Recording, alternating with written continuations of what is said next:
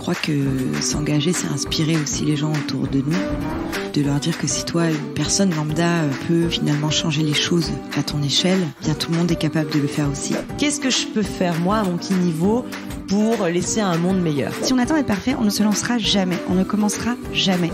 La clé essentielle du féminisme, c'est la notion de sororité. Ça sert à rien d'avoir 15 jeans dans son placard vu qu'on n'en porte que 2. Bien consommer aujourd'hui, c'est acheter des belles pièces et pouvoir les accessoiriser, les réinventer, les porter différemment. Vraiment savoir ce qu'on achète parce qu'on l'aime vraiment et qu'il est intemporel aussi. Bienvenue dans Nouveau Modèle, le podcast sur la mode responsable et engagée. Je suis Chloé Cohen et chaque mercredi, je donne la parole à des femmes qui font bouger les lignes de l'industrie textile. Parce qu'elles connaissent les impacts négatifs de cette industrie sur nos vies et sur l'environnement, ces femmes ont choisi de mettre en avant une mode plus humaine, plus durable, plus inclusive et moins polluante pour notre planète. Cette semaine, je reçois Dilnur Rehan. Je dois vous prévenir, cet épisode est difficile à écouter parce que la réalité est difficile à entendre. Des femmes violées, stérilisées de force, des enfants arrachés à leur famille, des femmes obligées de couper leurs longs cheveux, des femmes portant des robes ou des jupes trop longues au goût des autorités, arrêtées en pleine rue pour les leur couper. Voilà la réalité des Ouïghours, une minorité turcophone et de religion musulmane ciblée par Pékin. Nous sommes en 2020 et un génocide a lieu sous nos yeux. Des personnes sont persécutées, non pas pour ce qu'elles font, mais pour ce qu'elles sont. Alors aujourd'hui, je n'ai pas envie de me taire. Je dois utiliser ma voix, celle d'une femme blanche privilégiée, pour dénoncer ce génocide. Vous vous demandez peut-être quel est le lien avec l'industrie textile ? Eh bien, c'est très simple. De nombreuses marques de mode sont liées au travail forcé des Ouïghours via leurs sous-traitants chinois. Je ne vais pas tout vous raconter dans cette introduction, je laisse la parole à mon invité. Et je vous attends le 3 octobre pour une manifestation dans les rues de Paris pour dénoncer ce qui est en train de se passer. Je vous souhaite une très bonne écoute. Bonjour Dilnur, merci beaucoup d'avoir accepté mon invitation. Alors vous êtes sociologue d'origine ouïghour et président de l'Institut des Ouïghours d'Europe. Alors peut-être première question, de qui parle-t-on quand on parle des Ouïghours? Ça permettra de poser un petit peu les bases. Et puis de quelle région aussi en Chine, comme ça voilà, tout le monde comprendra bien de quoi on va parler tout au long de cette discussion. Ouais. Donc les Ouïghours, c'est une population originaire de l'Asie centrale. Donc ce sont les autochtones comme les autres turcophones et personophones de l'Asie centrale. Et c'est une population, donc c'est la population turque la plus ancienne et la première sédentarisée qui a contribué à la fois en fait à la civilisation asiatique mais aussi à la civilisation turque. Donc lorsque on parle des Turcs, vous savez c'est comment faire l'importance des Ouïghours et de la civilisation ouïghour, c'est exactement comme l'importance de la civilisation gréco-romaine pour les occidentaux. C'est aussi la civilisation ouïghour, c'est la base, vraiment la pierre angulaire de la civilisation turque et du monde turc. Ok. Et alors, dans quelle région de Chine se situe la région ouïghour? En réalité, c'est les Ouïghours. La région ouïghour, elle se retrouve au cœur de l'Asie centrale. C'est donc maintenant étant une administration chinoise depuis 1949, une colonie chinoise. Elle est située dans le nord-ouest de la Chine. Donc c'est au cœur du continent Eurasie et elle a la frontière avec une dizaine de pays y compris la Chine donc. Ok. Très bien, comme ça, voilà, ça pose un peu les bases et on va comprendre un peu de quoi on parle. Donc, j'aimerais qu'on commence cette discussion en parlant un petit peu de vous pour qu'on apprenne un peu à vous connaître et comprendre un peu votre combat et vos engagements aujourd'hui. Donc, vous avez passé toute votre enfance dans la région ouïghour du Xinjiang. Alors, je suis vraiment désolée pour la prononciation. Donc, dans l'extrême ouest de la Chine. Comment c'était de grandir dans cette région ? Donc autant utiliser directement région ouïghour, parce que Xinjiang c'est un mot chinois qui signifie nouvelle frontière, nouveau territoire. C'est un terme colonial. C'est pourquoi j'ai toujours dit de ne pas l'utiliser pour si vraiment on tient une position neutre, puisque c'est un terme colonial. Alors je ne l'utiliserai plus, vous faites bien de me le dire. Merci. Et donc je suis née, j'ai grandi jusqu'à mes 14-15 ans dans la région. Et que dans une des villes, dans une des grandes villes de la région frontière avec le Kazakhstan, et j'ai fait mes études primaires et secondaires donc en ouïghour, en école ouïghour. Donc, je fais partie des dernières générations qui ont pu faire des études en primaire et secondaire en langue ouïghour. Le chinois, c'était notre langue étrangère. Donc, on n'apprenait pas l'anglais, mais le chinois. Et disons que j'ai passé une enfance heureuse et que on voyait très peu de Chinois, pratiquement pas, par exemple, en fait, jusqu'à mon départ en Chine intérieure pour faire des études supérieures, j'avais rarement vu de Chinois, à part des fonctionnaires que à la fin de mes études secondaires que j'ai dû faire face. Sinon, ma ville, qui est Roulja, on n'avait pratiquement pas de Chinois. On voyait pas, en tout cas, à part les seuls Chinois qu'on voyait de temps en temps, c'était des petits vendeurs ou des ramasseurs de poubelles qui parlaient un petit peu ouïghour pour communiquer, puisqu'ils sont extrêmement rares. Vous voyez la différence, en fait, en espace de 30 ans, la migration massive a envoyé la région vraiment. Voilà. Ok. Et donc, vous l'avez dit, vous avez quitté votre famille à l'âge de 14 ans pour vos études, c'est ça, hein, si je me trompe pas. Vous souhaitiez devenir médecin, je crois, au départ, mais l'université de médecine de Shanghai n'était plus accessible aux étudiants et étudiantes issus des ethnies minoritaires et donc des Ouïghours. Vous avez vécu beaucoup de discrimination en tant que femme d'origine ouïghour ? Oui, c'était notamment en fait à l'époque. Quand je suis allée en Chine intérieure pour des études supérieures. Vous savez, en Chine, la Chine, c'est un pays méritocratique. Et que les bourses d'études, c'est basé sur vos mérites scolaires et non pas sur votre situation sociale. Et que les étudiants dites des minorités et que selon en fait leur niveau de bac, c'est-à-dire vos notes, les exceptions, ils vont en Chine intérieure pour des études. Donc voilà, et que quand je suis allée en Chine intérieure, mon but c'était devenir médecin à l'université de médecine de Shanghai, mais quand je suis arrivée en Chine intérieure, on m'a dit que c'était pas possible parce que c'était fermé pour les étudiants non chinois depuis 1996. Donc le rêve était brisé, j'ai dû continuer et que au cours de mes études en Chine intérieure, j'ai eu beaucoup de discrimination, et que j'ai envie de dire ça est devenu tellement banal pour nous. Et c'est pas grand-chose. Et encore, je dois dire que ces discriminations en Chine intérieure, c'est beaucoup moins que ce que j'ai subi dans la capitale ouïghour, à Urumqi. À chaque fois, quand je revenais à la fin de l'année, quand je revenais chez moi. Donc, c'est à ce moment-là, c'est en arrivant chez moi souvent que j'ai eu des discriminations beaucoup plus virulentes à mon égard.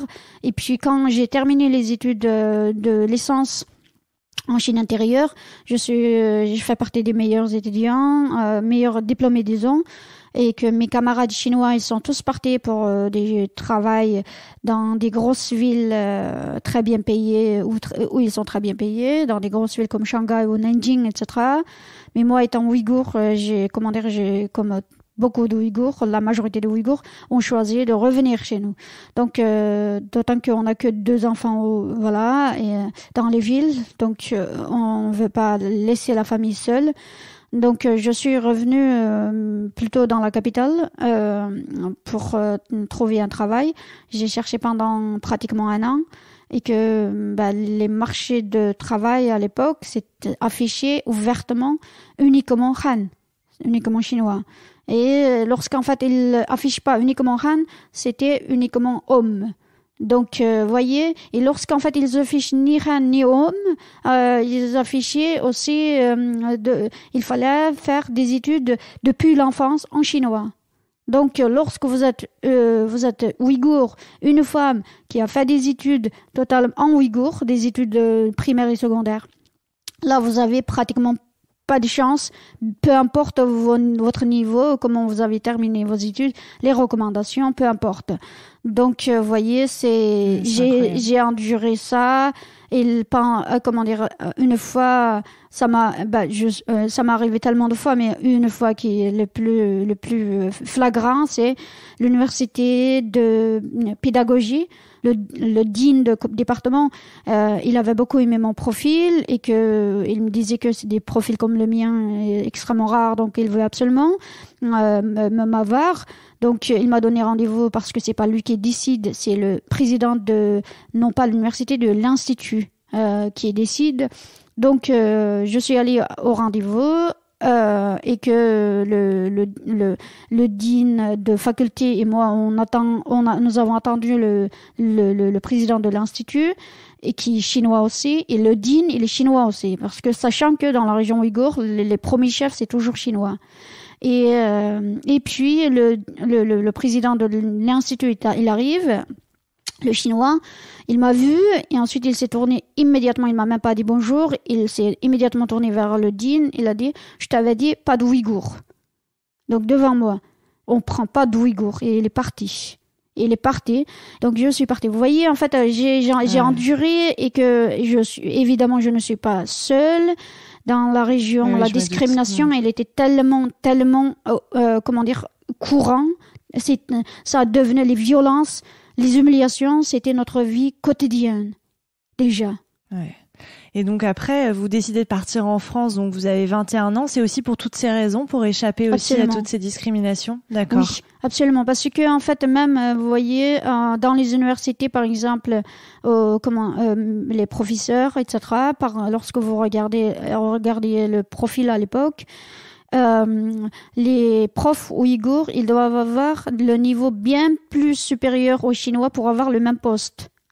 Donc, c'est pourquoi j'ai décidé, comme beaucoup de jeunes ouïghours diplômés comme moi, parce que pour avoir un poste similaire à un Chinois, il faut qu'on ait des diplômes étrangers, diplômes occidentaux au mieux, pour pouvoir obtenir ce même poste, être doctorat pour le poste qui est occupé par un Chinois qui a seulement master, par exemple.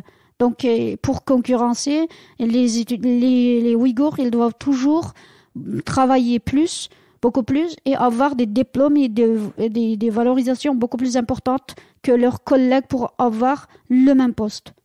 C'est pourquoi j'ai choisi de partir en Occident. À l'époque, d'autant plus, c'était le début, quand je suis arrivée en France fin 2004. C'était vraiment 2003-2004. C'était le début de l'ouverture, parce que avant cela, pour les Ouïghours, de partir en Occident, c'était presque impossible. C'était très rare. Donc, en fait, c'est 2003-2004. C'était le début d'ouverture pour faire des études en Occident. Donc, je suis partie, j'ai saisi cette occasion. J'ai appris 3 mois, le français, j'ai passé le concours. Et depuis, vous êtes restée en France. Ouais. Et comment on arrive à se construire, à grandir dans un pays où on n'a pas notre famille, loin de chez nous, on est une femme, discriminée depuis son enfance? Comment ça se passe de grandir comme ça dans un pays étranger? Je dirais que en fait, vous savez, c'est commun pour tous les peuples colonisés. Grandir dans un contexte de colonisation, sous la colonisation, ça nous apprend beaucoup de choses. Adaptation, les langues. Lorsque vous regardez, en fait, les colonisés, souvent, ils sont bilingues, trilingues, plusieurs langues. C'est obligé parce que c'est la vie est ainsi construite. Et donc, déjà, on a la facilité d'apprentissage de langue par habitude, parce que nous-mêmes, voilà. Et ensuite, d'adapter à des situations plus compliquées, puisqu'en fait, on est sans cesse face à des complications liées à votre origine, etc. Ouais, non, c'est pas forcément évident. On va parler de la situation actuelle, de tout ce qui se passe, de vos engagements, de votre combat. Déjà, est-ce que vous pouvez nous expliquer quelle est la situation actuelle pour les Ouïghours? Donc, on a bien compris toutes les discriminations, mais là, aujourd'hui, en plus, on se rend compte que ça va beaucoup plus loin. Est-ce que vous pouvez nous expliquer un peu tout ça? Ouais. Ce rapport entre la Chine et les Ouïghours, le pays ouïghour, c'est un rapport colonial, vous avez bien compris. Dans ce rapport-là, en fait, nous avons toujours vécu dans une discrimination. Du moment où, en fait, il y a une colonisation, impossible que les populations colonisées soient libres et encore moins. Déjà, enfin, la Chine, c'est pas un pays libre pour les Chinois, et encore moins, vous pouvez imaginer, pour les populations colonisées. Donc déjà, c'était compliqué la vie. Ensuite. Ensuite, maintenant, enfin, depuis 2016, fin 2016, la situation, elle a totalement dégradé d'une façon complètement radicale, et je dirais, et puis avec une politique fascisée. Le but, c'est aussi d'en finir avec ce peuple différent, avec une culture qui est extrêmement forte. Qui sont très fiers de leur identité ethnique et culturelle nationale, donc et que cela est devenu un obstacle pour le pouvoir chinois, pour le pouvoir central, et puis on le voit que dans la machine chinoise de sinisation et unification de toute la culture autour de la culture chinoise, ça on voit non seulement en fait par l'écrasement des Ouïghours, mais maintenant on voit les autres populations également. Bien sûr, on sait pour le Tibet aussi qui subit les mêmes sorts que les Ouïghours, même si fort heureusement ils sont nombreux chez eux, contrairement à nous. Et fort heureusement, il n'y a pas encore des camps de concentration, et je l'espère pas qu'on fait tout pour que ça n'aura pas lieu et que ça soit fermé. Donc, dans ce contexte-là, les Ouïghours, enfin pour le pouvoir chinois, la région ouïghour, les Ouïghours devenus un obstacle à éradiquer. Et pour ce faire, enfin, tous les critères sont bien réunis.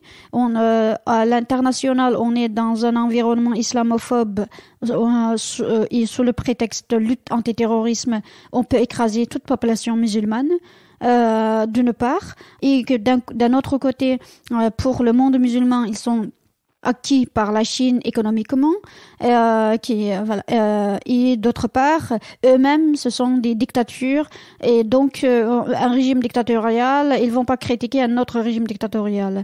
Et donc, dans ce contexte, d'autant que après le 11 septembre, la Chine elle a réussi à montrer toute contestation, même individuelle, ouïghour comme terrorisme, pour les classer comme terroristes. Tout cela, ça joue aussi en faveur de la Chine pour mieux écraser et faire passer ce qui se passe comme quelque chose de légitime. Donc, ce qui se passe, c'est que depuis fin 2016, on estime 3 millions de Ouïghours dans les camps de concentration ethniques et religieux, visant uniquement d'abord les Ouïghours, ensuite les autres turcophones, les autres peuples turcs de la région, et qui sont de confession musulmane. Ceci dit, l'islam, ça sert d'excuse pour montrer en fait comme légitime sous le nom de lutte antiterrorisme, en enfermant toute une population. Et puis via les témoignages des rescapés, on sait ce que se passe, les terreurs à l'intérieur, les tortures à l'intérieur de ces camps, les viols, etc. À l'extérieur, la vie n'est pas mieux. La région ouïghour, elle est l'État le plus surveillé au monde, et avec une haute technologie la plus moderne que la Chine possède. Donc vous voyez la situation pour même celles et ceux qui sont en dehors des camps. Ouais. En fait, on peut parler d'un génocide aujourd'hui. C'est un génocide. Jusqu'à l'année dernière, on a parlé beaucoup de génocide culturel visant notamment, en fait, étant donné que leur pratique culturelle, la langue a été interdite, les enfants sont arrachés aux familles, etc. Et malgré les tortures, malgré les morts, etc., que témoignent les rescapés, on avait parlé jusqu'à l'année dernière et jusqu'à assez récemment de génocide culturel pour ne pas parler de génocide tout court. Mais tout récemment, avec le dernier rapport d'un chercheur allemand qui est spécialisé de ces camps, et le rapport révèle la stérilisation massive des femmes ouïghours depuis le début de cette répression massive. Et que on apprend depuis 2015 la chute démographique, moins de 84% des Ouïghours. Et dans ce contexte-là, maintenant, le monde a commencé à parler de génocide tout court, puisqu'en fait la stérilisation massive d'une population, c'est l'un des critères importants de génocide, selon la définition de l'ONU. Cependant, il y a aussi, à part la stérilisation massive des femmes, il y a la deuxième, à mon sens, il y a l'autre critère aussi, les enfants, parce que on ne sait pas le chiffre officiel c'est 500 000, mais je pense c'est beaucoup plus au-delà de 500 000, des enfants arrachés aux familles et mises dans des camps pour enfants, appelés joliment sur le jardin d'enfants, dans des espaces barbelés. Et que ces enfants qui sont arrachés à leur famille et éduqués, grandis par des Chinois dans un contexte totalement chinois, leur interdisant leur pratique linguistique et culturelle. Donc ils vont grandir chinois, devenir totalement chinois, donc en oubliant leur culture et leur origine et leur langue. Donc ça aussi, la détresse massive et la destruction massive des enfants, ça fait partie de l'autre critère de génocide, donc qu'on n'en parle pas assez pour l'instant. Effectivement, oui. Et donc là, récemment, il y a eu quelques annonces. Emmanuel Macron vient tout juste de condamner la situation des Ouïghours après plusieurs années de silence. Qu'est-ce que vous pensez de ça, de la situation française? Parce que c'est vrai que pour nous, ça nous rappelle quand même notre histoire sombre. Enfin, c'est assez fou qu'on ne réagisse pas, moi je trouve, après c'est mon avis personnel, mais qu'est-ce que vous pensez de tout ça? C'est ce qu'on dit aussi. Ce silence français, ça m'étonne parce que la France, elle est extrêmement sensible pour ces questions-là, normalement. Et que fort heureusement, depuis ces derniers mois, depuis fin 2019, nous avons beaucoup mobilisé les jeunes Français via les réseaux sociaux, Instagram notamment, autour du génocide ouïghour, de la crise ouïghour, que grâce à ces jeunes mobilisés et que maintenant on voit un peu de couleur de mobilisation et de sensibilisation en France, et grâce à ça aussi les politiques qui ont fermé les yeux, fermé l'œil et fermé les oreilles. Maintenant, ils commencent à nous écouter et et accepter nos demandes de se rencontrer, etc., de prendre une position, etc.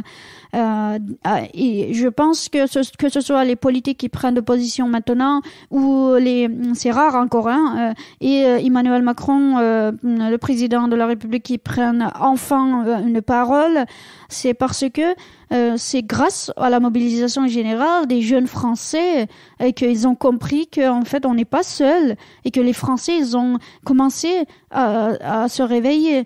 Donc voilà. Bien sûr, c'est une toute petite minuscule victoire. Je peux pas dire autrement, c'est une victoire. Ça me réjouit que notre président, en tant que Française moi-même, j'ai été très fière, même si c'est de parole pour l'instant. Mais maintenant, il faudrait que toujours grâce à la mobilisation des Français, et notamment des jeunes Français, on doit maintenant les pousser, les politiques et notre président, à prendre des actions réels, désormais, comme c'est fait dans les pays anglo-saxons. Oui, en espérant que ça aille plus loin. Je voulais revenir, avant qu'on détaille aussi tout ce qui se passe sur l'industrie textile, c'est aussi une des raisons pour lesquelles je vous ai invité, et aussi les États-Unis qui viennent d'annoncer certaines choses. Mais dans une interview au Monde, vous avez déclaré « J'attends toujours la solidarité des féministes envers les femmes ouïghours ». Oui, pour les politiques, la détresse et ce qui se passe pour les Ouïghours, notamment pour les femmes Ouïghours, n'a pas été évoqué par aucune, non seulement en France. D'ailleurs, dans mon article, j'ai bien précisé, bien, moi, étant française et vivant en France, je me suis adressée beaucoup aux féministes françaises et français, mais aussi c'est aussi pour le monde entier, parce que dans le monde entier aucun mouvement féministe n'a pris de défense des femmes ouïghours ouvertement. Donc c'est pourquoi enfin, d'autant que en fait j'ai attendu aussi, parce que le rapport d'Adrien Zens sur la stérilisation massive des femmes ouïghours a été beaucoup médiatisé, et que même à la suite de cela j'ai attendu 2-3 semaines, toujours rien. Toujours, il y a aucune voix. Donc, à part, bien entendu, certaines m'ont accusé en disant que oui, sur Instagram, on a partagé des stories. Vous voyez, en fait, il y a toute une population est en train d'être génocidée, et que toi, tu viens me dire que tu as partagé quelque chose sur son story. Et que m'accuser d'être injuste. Donc, vous voyez, mais grâce à mon article, et que par la suite, il y a eu un mouvement, par exemple le mouvement collage féministe, qui sont un peu partout en France. Certaines, on m'a dit qu'elles avaient déjà commencé avant mon article. J'en suis heureuse pour cela, mais quand même, tout de même, il faut admettre que c'est surtout après ma publication que elles se sont activement mobilisés pour faire entendre ce qui se passe, notamment pour les femmes ouïghours. Oui, puisque vous parlez de la stérilisation, des viols, mais des cheveux coupés aussi, j'ai lu. Oui, et on leur coupe les vêtements, les vêtements, exactement. C'est pas nouveau, d'autant plus que c'est pas nouveau. Ça fait des années que, en fait, je fais, encore une fois, comme je le disais, certaines m'accusent aussi disant, oui, on a depuis très peu de temps, depuis quelques jours ou quelques mois qu'on a entendu mais oui, j'y peux rien, ma voix n'est pas entendue, ça fait des années, depuis le début, j'essaye de faire entendre, mais personne n'écoute, que les médias ne donnent pas la parole, et que je ne suis pas une personnalité, on n'a pas un artiste ou une star hollywoodienne qui parle pour les Ouïghours, donc notre voix n'a pas entendu. Et donc, fort heureusement, depuis peu, ça commence au bout de 4 ans, ça commence un peu à bouger. Oui, c'est vrai que les médias donnent très peu la parole aux femmes déjà. Déjà à la base, et en plus, quand on n'est pas une femme blanche issue d'une famille aisée, enfin voilà, ce genre de choses, on est encore moins entendu. Et que dans les médias aussi, jusqu'à assez récemment, jusqu'à présent, dans les grands médias, lorsqu'on parle des rares fois où on parle des Ouïghours, ce sont souvent des mâles blancs qui occupent le terrain, experts. Eux, ils sont experts. Ouais, parce que en fait, les Ouïghours ou des personnes, des populations non blanches, ils peuvent être que l'objet d'étude. Ils ne peuvent pas être le maître d'étude. Je suis entièrement d'accord avec vous. J'espère que ça va changer, en tout cas, et que c'est en train de changer. J'aimerais qu'on parle maintenant un petit peu de ce qui se passe, du travail forcé que subissent les Ouïghours au profit de grandes marques, notamment de mode. Est-ce que vous pouvez nous expliquer un peu de quoi il s'agit, ce travail forcé, et puis après on reviendra un peu sur tout ce qui est coton, ce que viennent d'annoncer les États-Unis, mais d'abord un peu la situation globale. Mais dans le cas actuel, les camps de concentration, vous savez, il y avait jusqu'à 2019, jusqu'à l'année dernière, il y avait la Chine a construit environ 1400 camps de concentration. Donc enfin, ils ont commencé dès 2018, 2017 même, dès le début, ils auraient commencé et notamment avec la pression internationale, puisque la pression internationale a crû de plus en plus pour demander des comptes à la Chine sur les camps. La Chine, elle a changé plusieurs fois de stratégie et de discours, et que on apprend aussi que dès 2017-2018, au sein des camps de concentration, ils ont ouvert des business, ils ont ouvert des ateliers, des usines pour faire travailler, parce que dans les camps, il y a tout un tas de personnes avec leurs compétences. Toutes les personnes, la majorité des gens, ce sont des gens de compétences qui sont là. Donc, certains sont des intellectuels, d'autres sont des artisans ou alors des boulangers, etc. Donc, ils ont utilisé dans les camps pour produire, pour faire de business et ainsi de tenir le business de camp, parce que tenir toutes ces personnes-là dans les camps de concentration, ça coûte. Ça a un coût énorme. Donc, au bout d'un moment, il faut faire quelque chose. Donc, ils ont trouvé cette solution pour mener le business.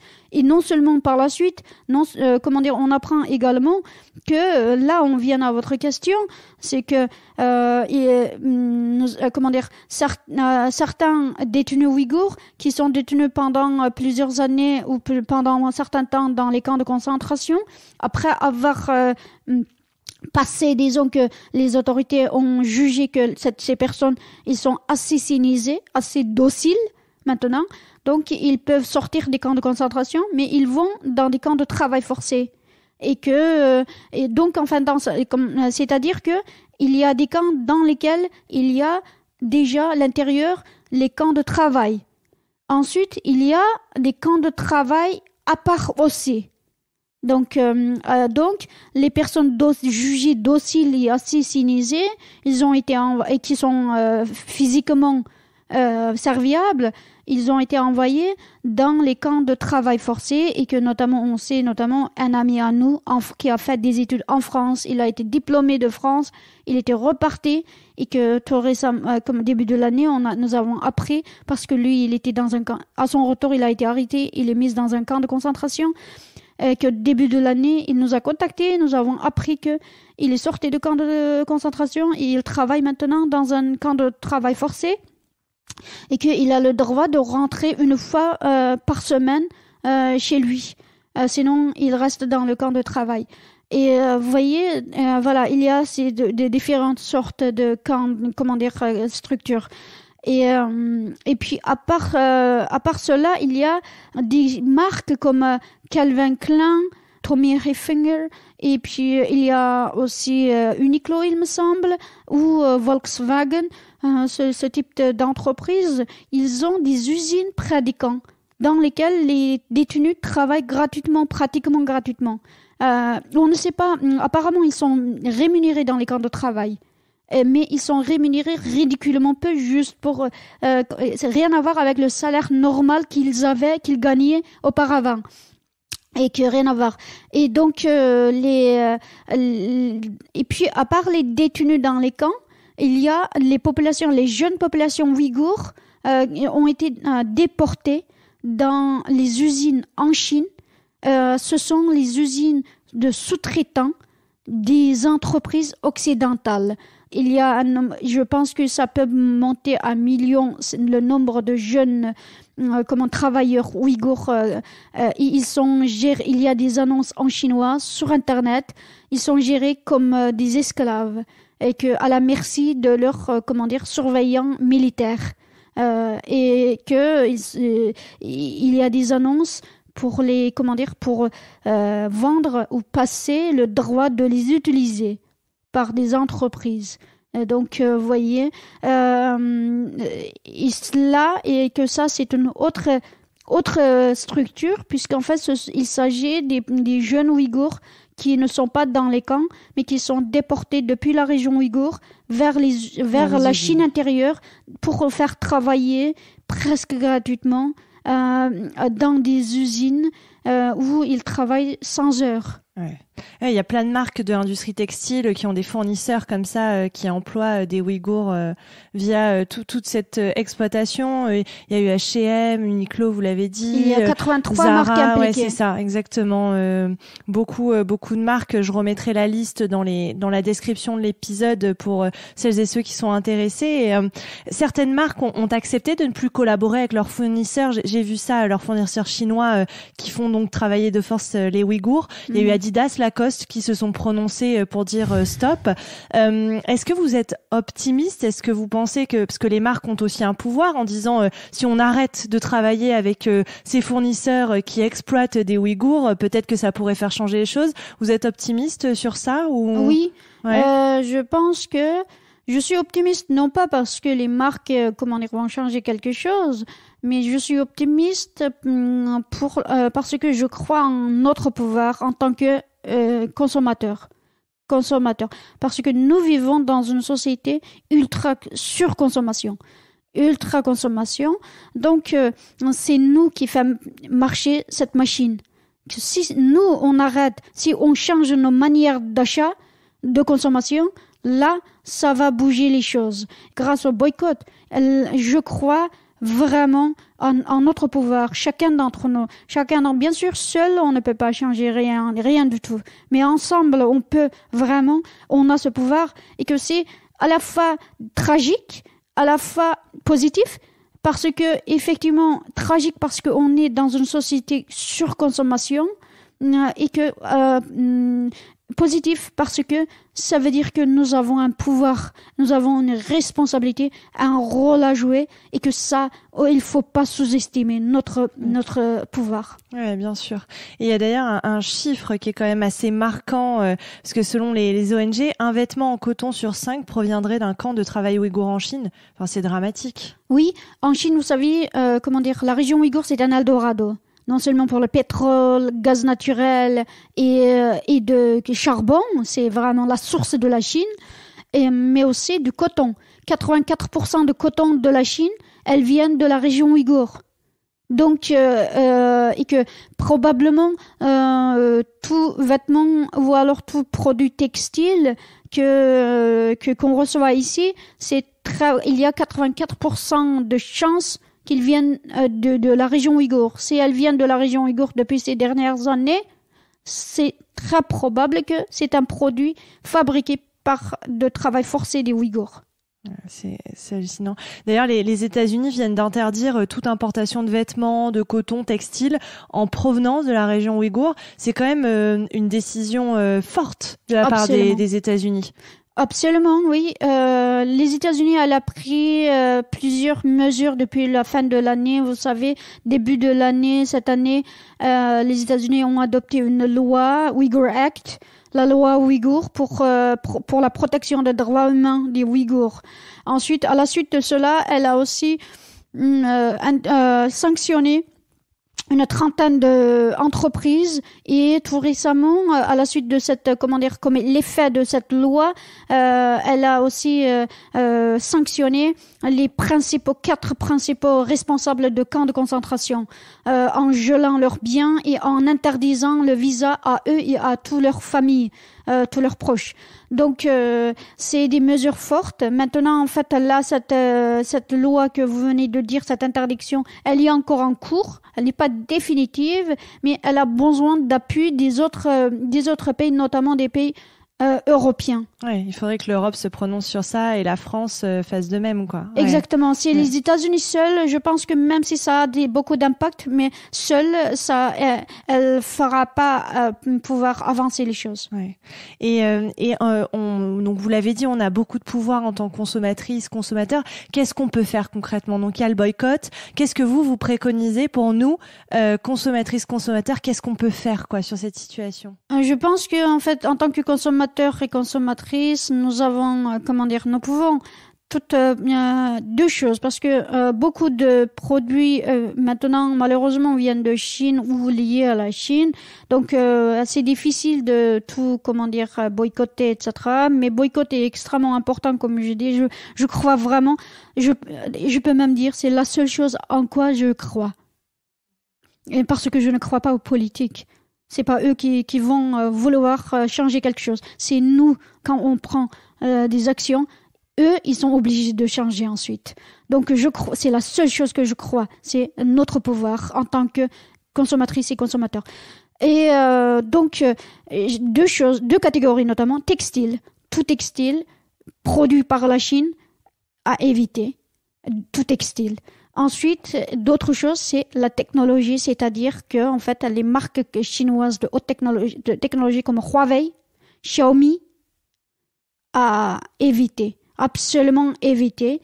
Non seulement c'est des entreprises qui fournissent la technologie de surveillance pour les camps de concentration, et puis c'est des entreprises sous la main de la Chine. Ensuite, je vais à des marques, des plateformes comme Alibaba, Shein, etc. Ben ça aussi, vous savez en fait dans lequel en fait vous trouvez des produits pas chers. Vous pensez pourquoi c'est pas cher? Évidemment parce que en fait ça a coûté rien, parce que les personnes qui ont travaillé comme esclaves. Et que c'est pour ça c'est pas cher, et que ces plateformes là, Alibaba, etc., ils sont c'est des outils du gouvernement chinois, et qu'ils travaillent main dans la main avec le gouvernement chinois. Donc si vous achetez sur ces plateformes là, vous contribuez absolument au génocide. Ok. Ouais, c'est vrai qu'on a le pouvoir, d'agir et de faire changer les choses. Il faut un certain courage aussi pour oser dénoncer publiquement tout ce que vous avez fait depuis plusieurs années. Vous vous rendez compte du courage que vous avez dû avoir et de la pugnacité aussi pour continuer à porter votre voix et ce message, même si on vous écoutait pas au début? Oui, vous savez, c'est un peu comme en fait, c'est pas la même chose, mais un peu comme mes études de thèse, pendant mes années de thèse, par exemple, j'ai passé 6 ans à faire ma thèse, et je sais qu'en France, la moitié des étudiants des thésards abandonnent au milieu. Parce que faire une thèse, c'est un processus plus psychologique qu'autre chose. Donc en fait, ce combat que je mène, c'est pareil, c'est très psychologique. Donc forcément, maintes fois, centaines de fois, milliers de fois, vous avez envie d'arrêter.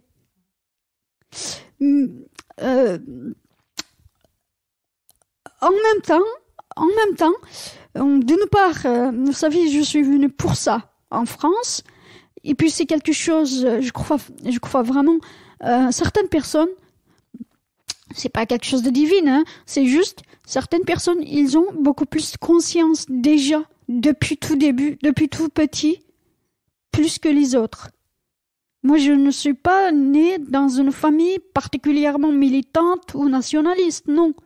Ma famille, elle avait tellement peur, parce qu'ils ont tellement subi les terreurs de révolution culturelle, parce qu'ils étaient des grands propriétaires, ils étaient riches. Donc ils étaient tellement terrorisés que dans la famille, c'était interdit de parler de tout politique, et chez moi, il n'y avait même pas un Coran, aucun livre lié à la religion. Ils étaient terrifiés. Donc, vous voyez, je suis née dans une famille comme ça. Cependant, c'était une famille extrêmement intellectuelle et littéraire, et que je suis la seule à révolter dans la famille d'ailleurs, et que je suis la seule aussi qui a poursuivi les études jusqu'à aussi longtemps. Et c'est pour ça, c'est pas tellement ma famille, quoique en fait le côté littéraire et intellectuel qui a joué beaucoup. Mais je pense que certaines personnes, ils ont beaucoup plus de conscience que les autres, et que d'autres, ils deviennent avec les influences de l'environnement, mais certains sont comme moi. Du coup, c'est pire dans mon cas, des personnes comme moi qui sont nées avec cette conscience, parce que c'est ancré. Et si j'étais devenue par mon environnement à un moment donné, comme certains Ouïghours qui sont devenus depuis les débuts de camps de concentration, dans la diaspora, ils sont devenus militants, mais beaucoup ont abandonné sur le chemin parce que c'est difficile. C'est difficile psychologiquement.